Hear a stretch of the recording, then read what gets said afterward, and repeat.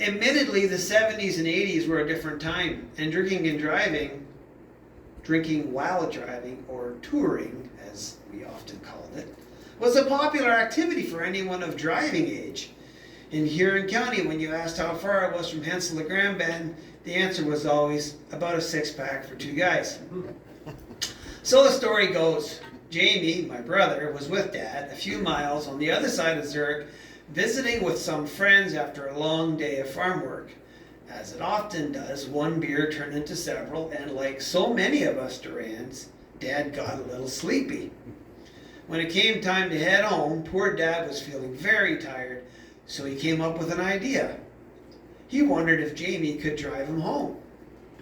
Let's keep in mind that Jamie was about 11 years old, and certainly had been driving the truck around the farm like all of us, so in theory, he was certainly able to drive. In retrospect, the question should never have been, could Jamie drive Dad home? Instead, it might have been better had the question been phrased, should he drive Dad home?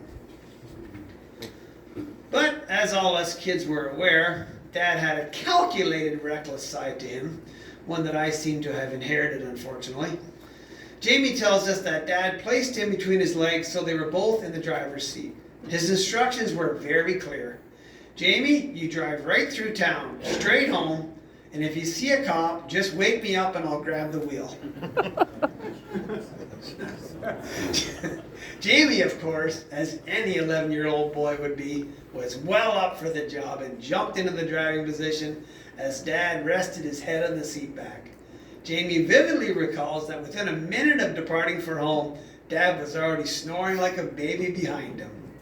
I sometimes wonder why Dad didn't tell Jamie to drive home via the back roads, which may have only taken 5 minutes longer, instead of driving straight through town on the main highway. Regardless, one of Dad's favorite sayings would come in handy here. It all looks good from the road, son. Truer words could not have been spoken. I'm happy to report they both made it home in one piece.